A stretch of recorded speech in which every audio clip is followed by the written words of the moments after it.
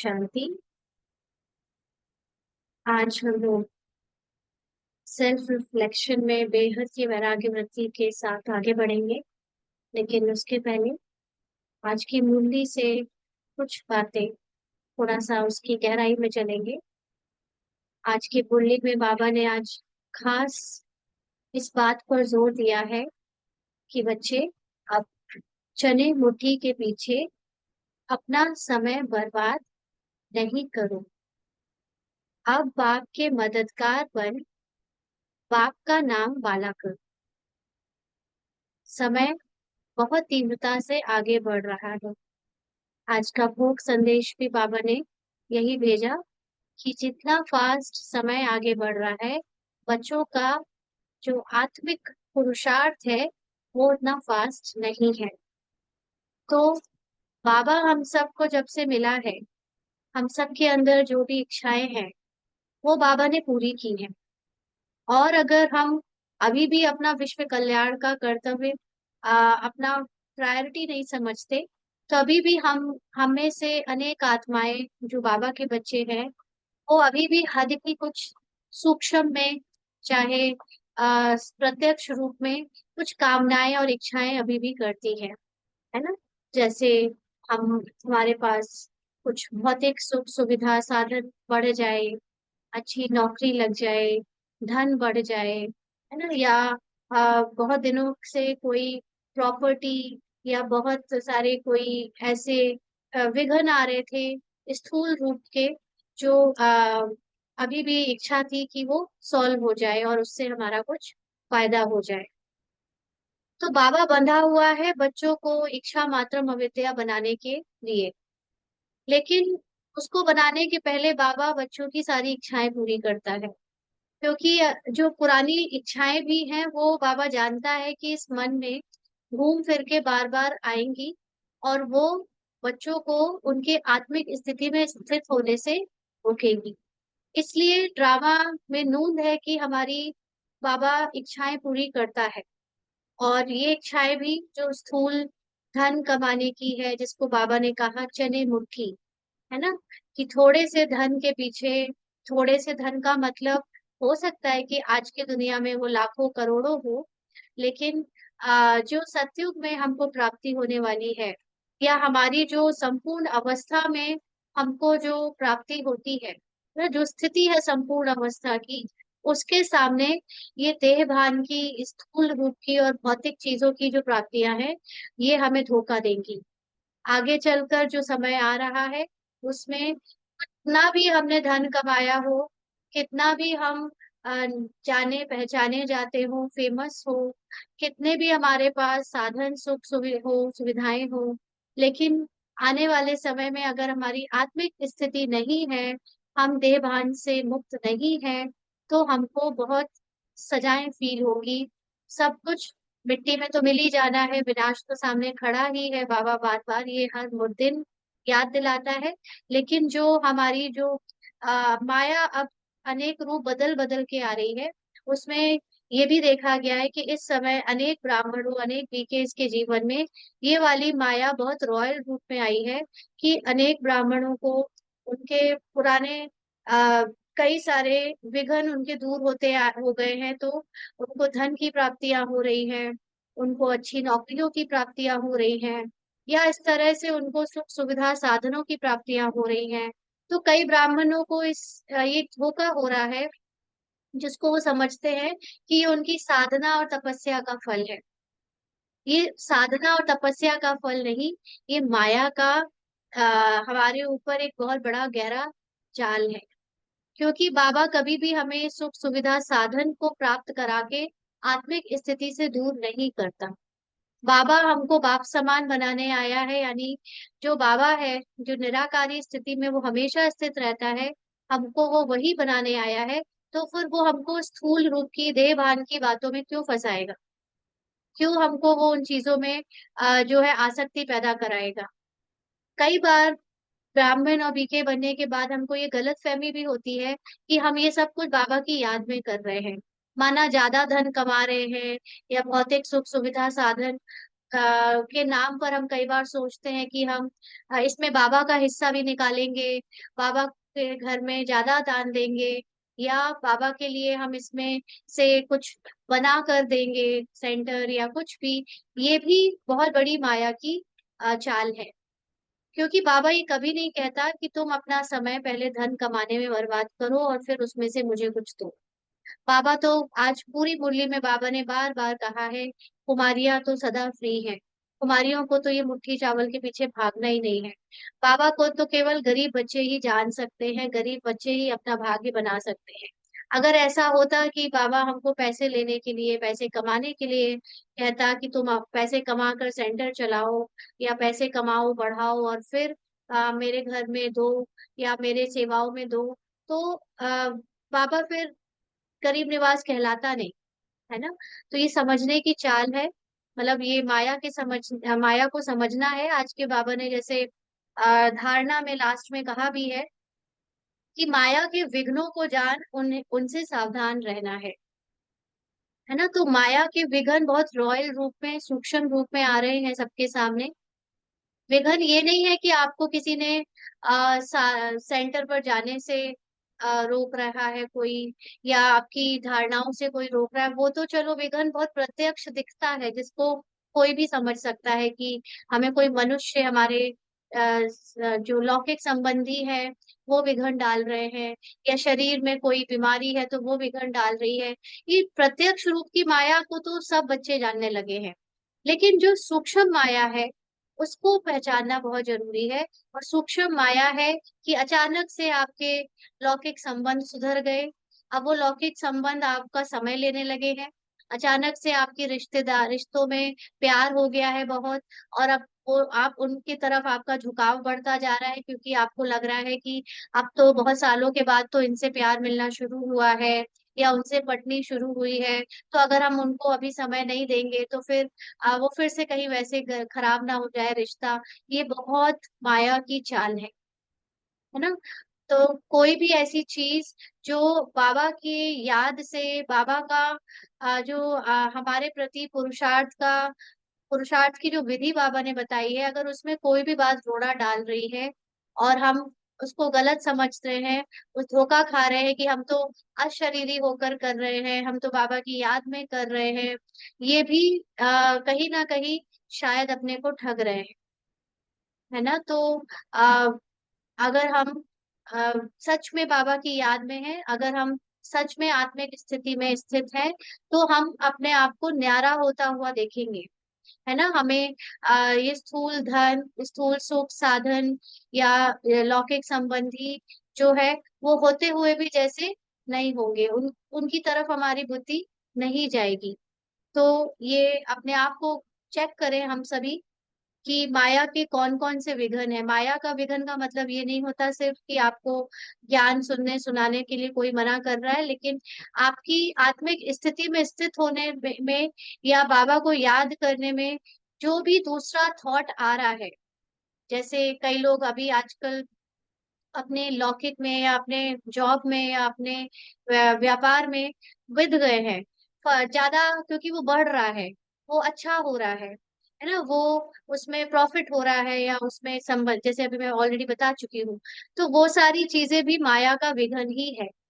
बच्चे इस बात को कहीं बाबा की अपने ऊपर ब्लेसिंग ना समझ ले, है ना। क्योंकि बाबा तो आपको न्यारा करता जाएगा। जब ब्रह्मा बाबा ने कुछ नहीं रखा, जब ब्रह्मा बाबा पूरी लौकिक से न्यारा हो गया, जो सिर्फ बाबा के आज्ञाकारी बच्चे रहे, श्रीमत पर चले, बाबा ने बस उनको ही अपने साथ रखा, बाकी सारे लौकिक संबंधियों को छोड़ दिया।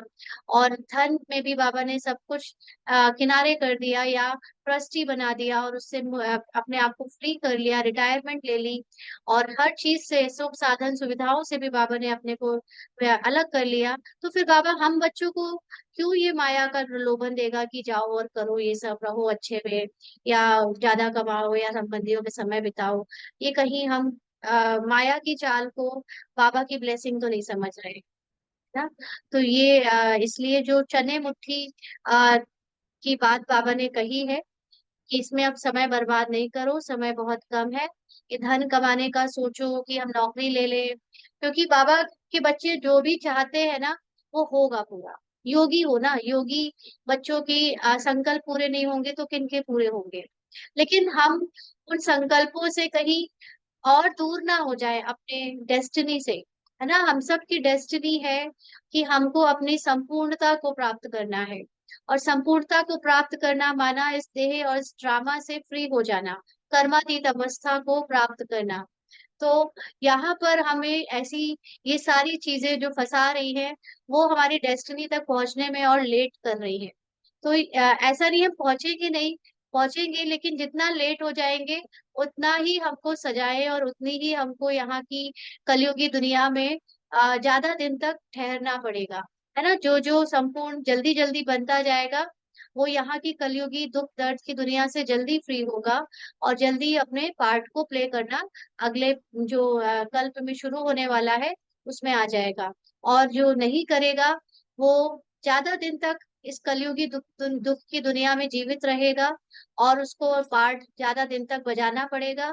और उस पार्ट में उसको अनेक दुख यातनाएं महसूस होंगी।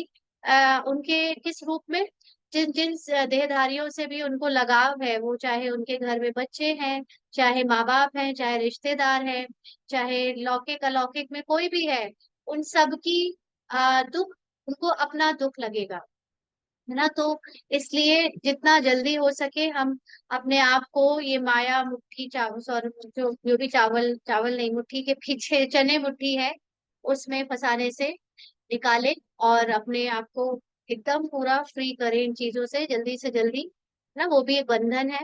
तो फिर बाबा ने आज एक बात बहुत मुरली में प्यारी बोली थी कि देह अभिमान में आना, खोया अपने को भूलना, है ना। क्योंकि ये क्या है, ये जितना भी भौतिक और लौकिक चीजों में हम पार्ट में फंसते हैं, मतलब एक है जरूरी, जो रह गया है उसको काटना या उसको सेवा योग सेवा समझ कर करना। और एक है कि हम अपनी उससे एक पहचान बना रहे, क्योंकि पहले बहुत सारी चीजें हम चाहते थे हुई नहीं, जैसे नौकरी लगना या नाम होना या लोग हमें समझे कि हम भी कुछ है ना। एक और सूक्ष्म माया बहुत होती है जो मुझे अभी याद आई। बीके बनने के बाद हम वीकेज को काफी विरोध सहना पड़ता है। फैमिली से भी काफी लोगों ने हम लोगों को कहीं ना कहीं, नॉट ओनली फ्रॉम फैमिली, लेकिन बाहर वालों ने भी थोड़ा मजाक उड़ाया होता है, थोड़ा, है ना, छोटा उससे देखा होता है। तो एक अंदर सूक्ष्म में एक ये भाव होता है कि इनको हम दिखा देंगे कि हम सही थे, इनको पता चलेगा कि हम जो है हम कितने ऊंचे भगवान के बच्चे हैं, है ना। ये जो थॉट आ रहा है कि इनको दिखा देंगे, ये भी सूक्ष्म में माया है।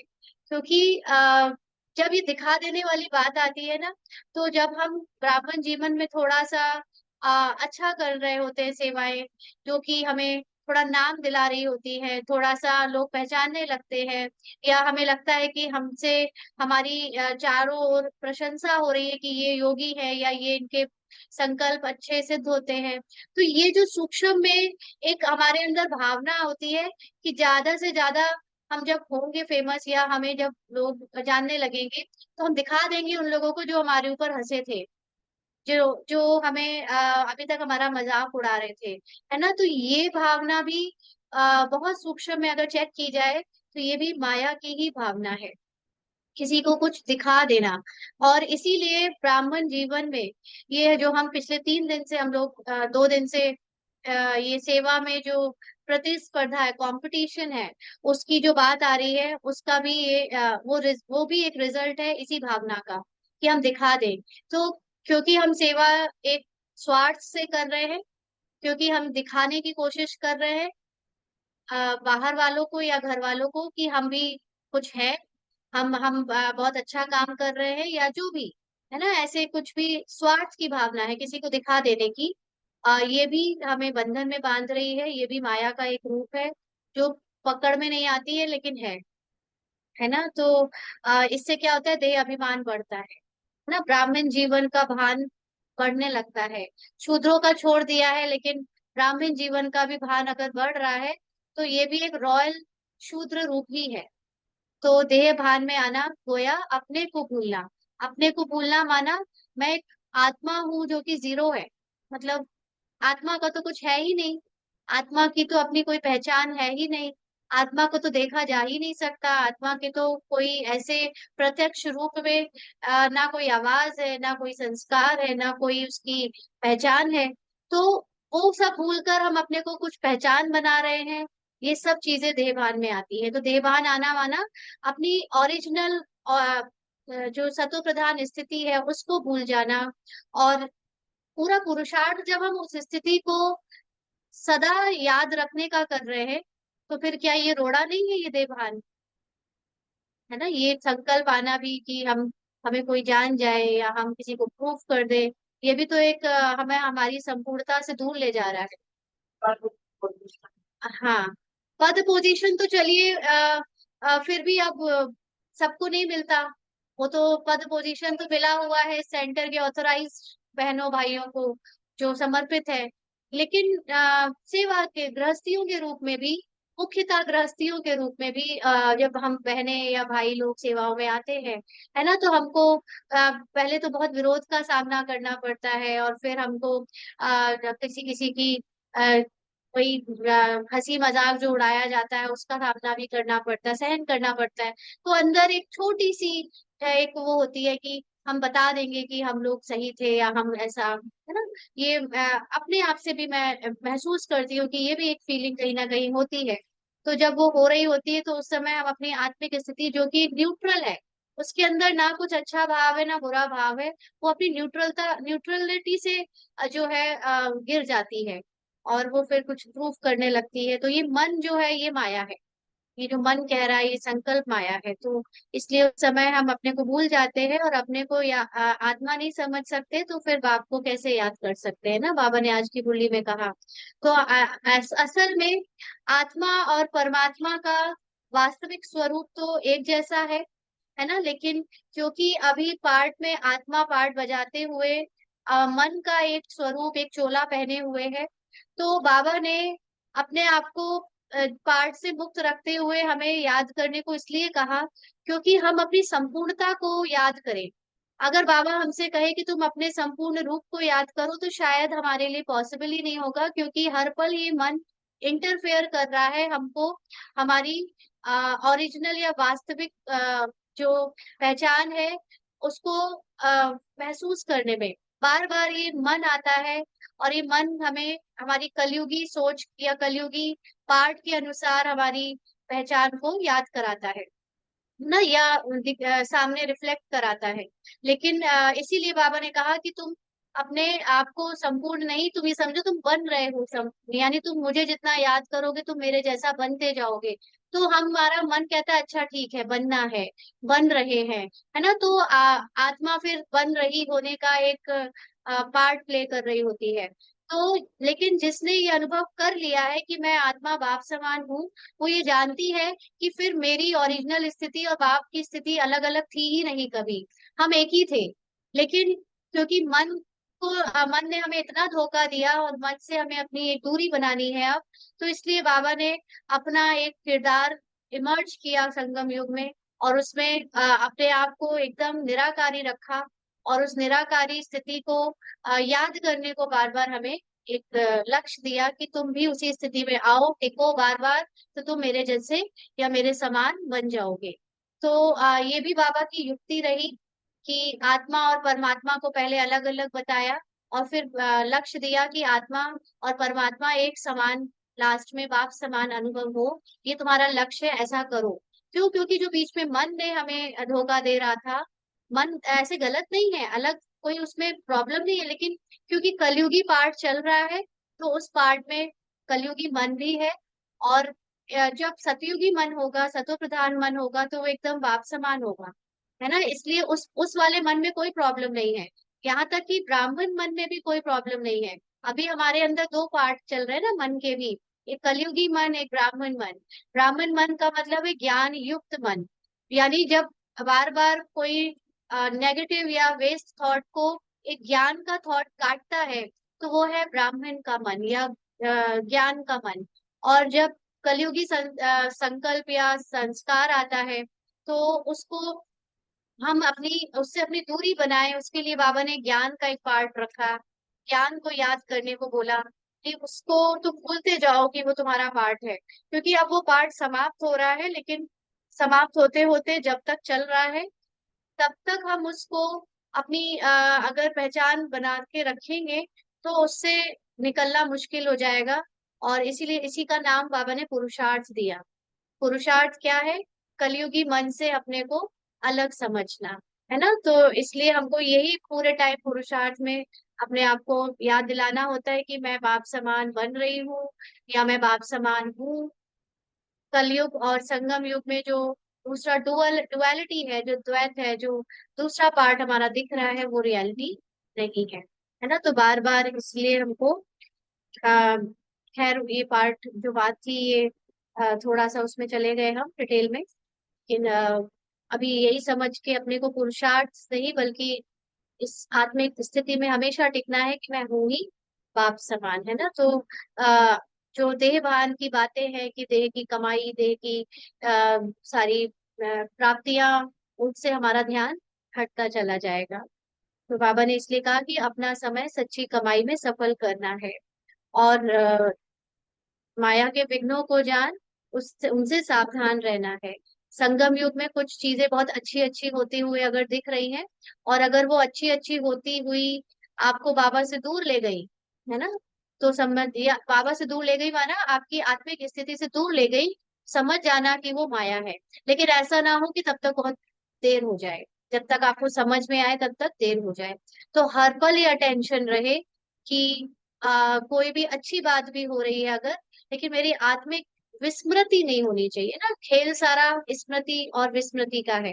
तो हमें हमारी याद नहीं भूलनी चाहिए सत्य स्वरूप को। ये बाबा ने हमें कहा था। आज का वरदान भी बाबा ने बड़ा सुंदर सुनाया था। गीता का पाठ पढ़ने और पढ़ाने वाले नष्टो मोह स्मृति स्वरूप भव। यानी पहला पाठ है अशरीरी आत्मा बनो। हम सबको कोर्स कराया तो फर्स्ट लेसन ही यही था कि शरीर को भूलकर आत्मा स्थित होना है। और अंतिम पार्ट बताया नष्टो मोह स्मृति स्वरूप बनो। तो पहला पार्ट है कि हमें ये बताया गया, हमें ये ज्ञान मिला कि हम शरीर नहीं, हम आत्मा हैं। अभी ये हमारा कॉन्शियस माइंड में डाला गया, है ना। और ये जो जितना जीवन हमें पुरुषार्थ का या बीके का मिला है, वो है कॉन्शियस टू सब कॉन्शियस माइंड में ट्रांसफर करने। अनकॉन्शियस माइंड को तो पता ही है, हमारे तीन लेवल होते हैं ना माइंड के, कॉन्शियस, सबकॉन्शियस और अनकॉन्शियस। अनकॉन्शियस माइंड, आत्मा का जो मन है, माइंड है सॉरी, बुद्धि या मेमोरी, उसमें तो उसकी पूरे 84 जन्मों की कहानी है, फीडेड है, रिकॉर्डेड है। उसको तो पता ही है आत्मा को अपने संपूर्ण अवस्था में कि उसका ज्ञान उसको है, लेकिन क्योंकि बॉडी लेस में कोई ज्ञान इमर्ज नहीं करती आत्मा, वो मर्ज रहता है, तो उसको तो पूरा ज्ञान है कि कौन से पार्ट उसका कब बजा होगा, क्या उसकी आत्मिक स्थिति में उसके पास कितनी शक्ति है, कितना गुण है। वो अनकॉन्शियस माइंड है। तो वो तो हमें कभी कभी अपना स्वरूप पता नहीं होता और अचानक से निकल आता है, कोई चीज हो जाती है, तब पता चलता है अच्छा ये मेरे अंदर था। तो दूसरा है सबकॉन्शियस माइंड। सबकॉन्शियस माइंड वो होता है जो आता जाता रहता है ना। तो अभी जो हमारा कॉन्शियस माइंड है, ये कॉन्शियस माइंड में ज्ञान भरा फर्स्ट टाइम कि हमें पुरुषार्थ करना है कि अपने को अशरीरी बनाकर आत्मा स्थित करना है। लेकिन इसमें बार बार दुनिया का जो ये पार्ट चल रहा है ड्रामा का, वो विघन डालता है और हम बार बार अपने को शरीर, मदर, फादर, डॉटर, एम्प्लॉय, गरीब, अमीर, यही समझते हैं। तो आत्मा भूल जाती है ना, आत्मा विस्मृत हो जाती है अपने आप को। तो धीरे धीरे ये पुरुषार्थ सिर्फ इसी बात का है कि एट लास्ट हम लोग कंप्लीटली इस बॉडी को अपनी पहचान के रूप में भूल जाए और कंप्लीटली हम स्मृति स्वरूप हो जाए कि मैं हूँ ही आत्मा। जो कि देवताओं की लाइफ स्टाइल थी कि उनको सदा आत्मिक स्मृति रहती थी और उनको किसी से कोई मोह नहीं था।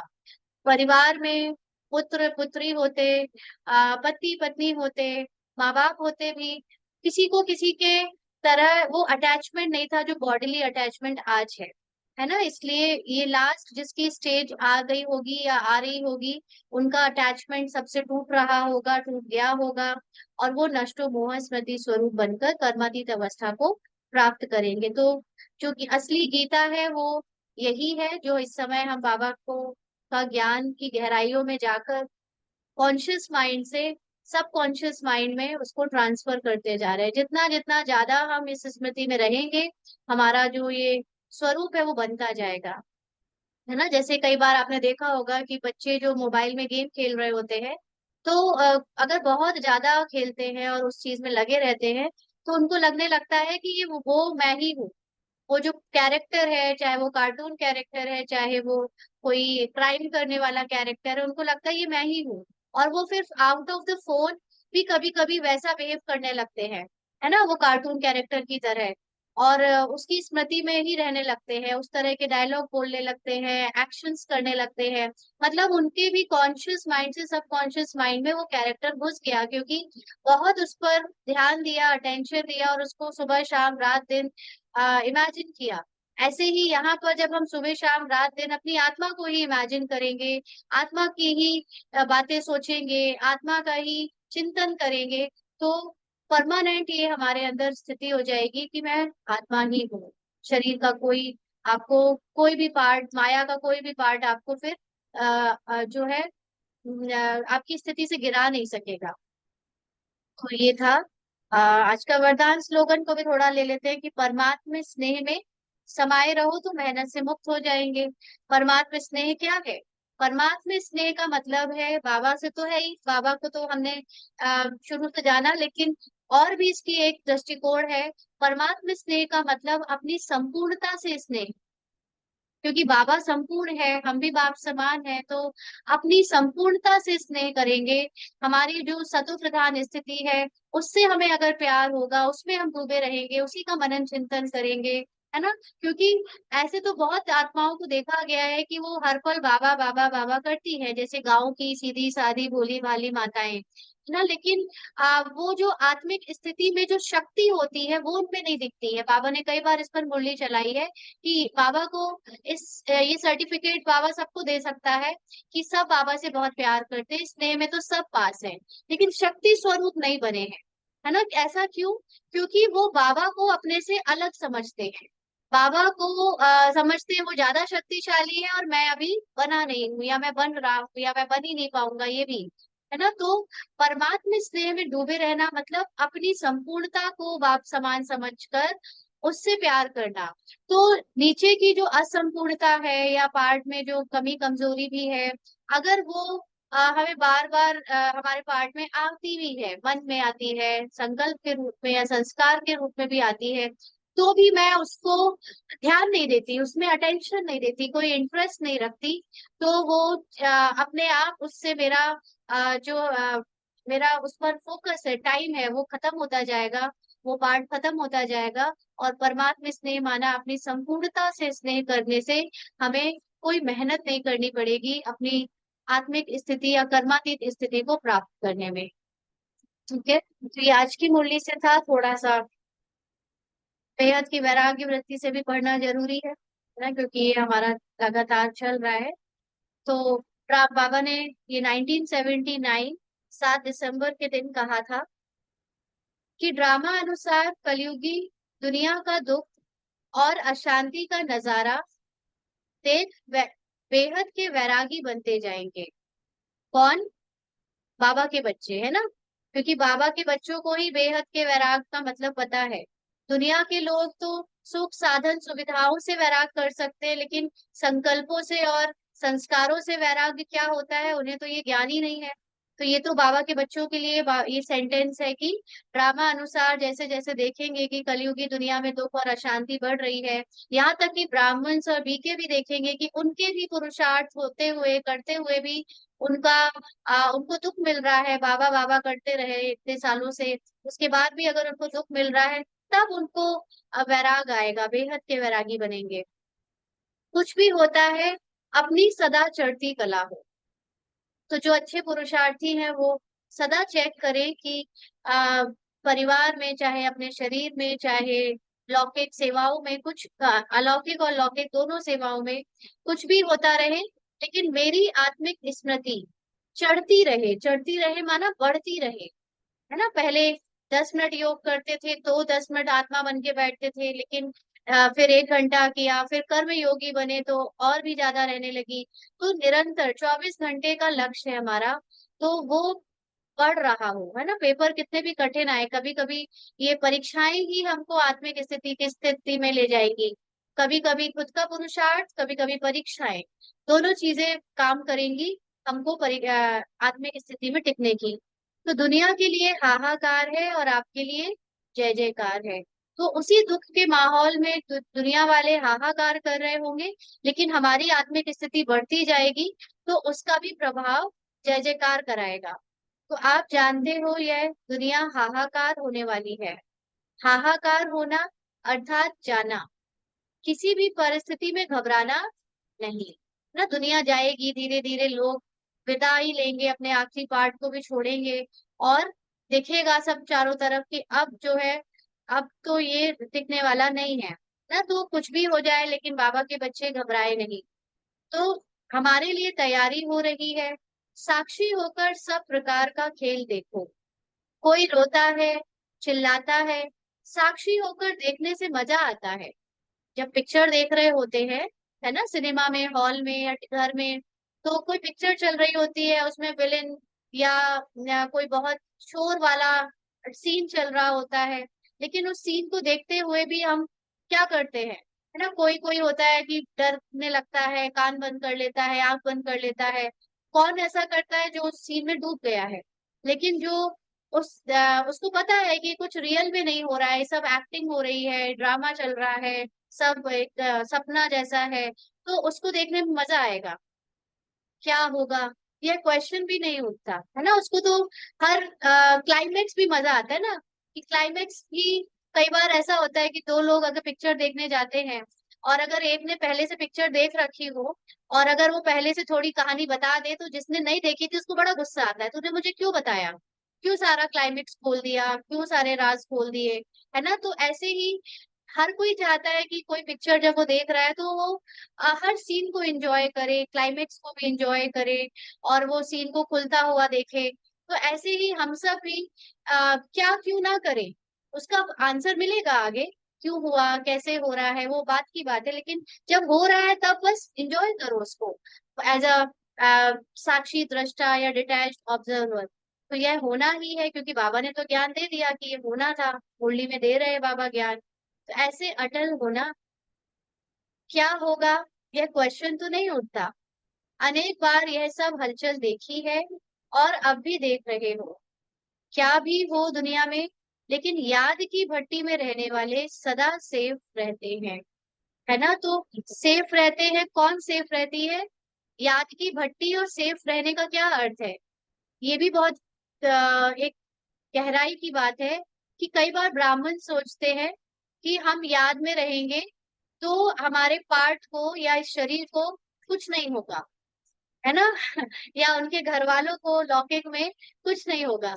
लेकिन ज्ञान और आत्मिक स्थिति ये कहती है कि जो याद में रहेगा, मतलब अपनी आत्मिक स्थिति में स्थित रहेगा, वो आत्मा सब कुछ होता हुआ भी, लौकिक में किसी का शरीर छूटते हुए भी, इस शरीर में भी कुछ होते हुए भी, वो हमेशा इस बात को महसूस करेगी कि वो यहाँ पर सेफ है। आत्मा का कुछ नहीं बिगड़ा।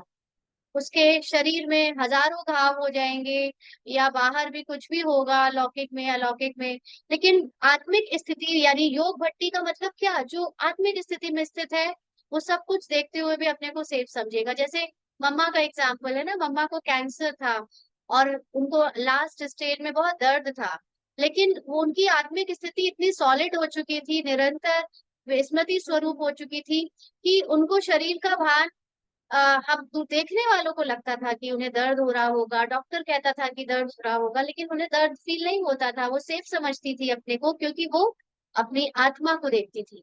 वो सदा आत्मिक स्थिति में स्थित होती थी। बॉडी से उनका कांटेक्ट, बॉडी से उनका भान निकल चुका था, इसलिए फिजिकली उनको कुछ भी महसूस नहीं होता था, या होता भी था तो उससे वो अपने आप को जोड़ती नहीं थी, अपने आप को दूर रखती थी, डिटैच रखती थी उस भावना से, उस सेंसेशन से, उन फीलिंग से। और जबकि जो जितना बॉडी कॉन्शियस होता है, वो सिर्फ यही एक्सपीरियंस सुनाता रहता है कि उन्होंने ऐसे किया, उनको दर्द नहीं हुआ, इनको दर्द नहीं हुआ। लेकिन जिसने खुद वो स्थिति को महसूस किया है, वो जानता है कि उसने इस स्थिति में कोई मेहनत नहीं करी, उस दर्द को सहन ही नहीं किया उसने। सहन तब करते हैं जब हो रहा होता है और आप बॉडी, एज अ बॉडी आप दिखावा कर रहे होते हो कि मतलब बॉडी में रहते हुए आत्मा दिखावा कर रही होती है कि हमें दर्द नहीं हो रहा, उसको सहन करना कहते हैं।